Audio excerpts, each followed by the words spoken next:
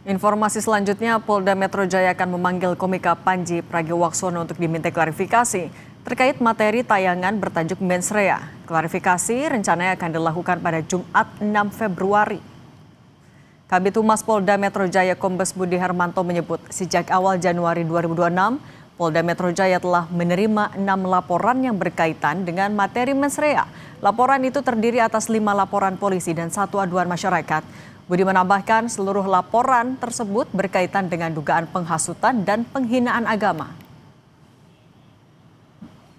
5 laporan polisi tersebut, Saudara PP diminta untuk diundang untuk hadir klarifikasi pada hari Jumat, tanggal 6 Januari 2026 pukul 10.00 WIB. Undangan klarifikasi atas 5 laporan polisi yang ada. Ya, kita berharap untuk Saudara PP bisa hadir, bisa mengklarifikasi sehingga semua bisa terjawab.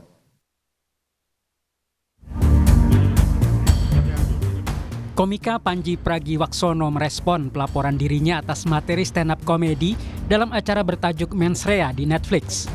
Panji menyebut materi itu ia buat semata untuk menghibur masyarakat, bukan menghasut atau menyerang pihak tertentu.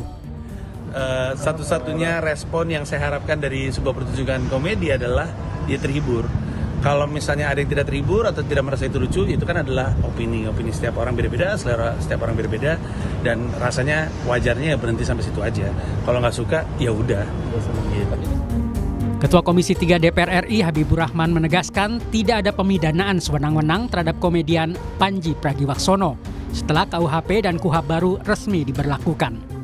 Dengan KUHP dan KUHP baru, pengkritik pemerintah seperti Panji Pragiwaksono, kami jamin tidak akan mengalami pemidanaan sewenang-wenang. KUHP baru menganut asas dualistis, yakni pemidanaan atau penjatuhan sanksi pidana bukan hanya merujuk pada terjadinya perbuatan pidana, tapi juga mensyaratkan adanya mens rea atau sikap batin pada saat pidana dilakukan.